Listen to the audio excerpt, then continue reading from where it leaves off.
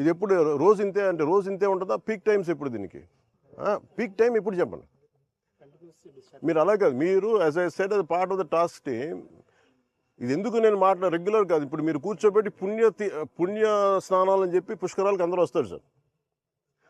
పుణ్యస్థానాలు పుష్కరాలకు అందరూ వచ్చినప్పుడు the believe it is not polluted. ఇక్కడ నాకు పుణ్యం వస్తో లేదో నాకు తెలియదు, కానీ ఈ నీళ్ళతో చేస్తే కూడా ఖచ్చితంగా రోగాలు అయితే వస్తాయి.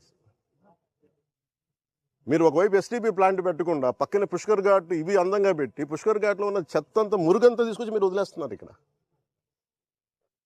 అండ్ దుర్గేష్ గారు, మీరు ఇవన్నీ మీరు చెప్పాలి కదండి as being a tourism minister. మీరు చెప్పాలి. అలా కాదు, మీరు ఎస్టీపీ మీరు కూర్చున్నప్పుడు ఇవన్నీ చెప్పాలి కదా.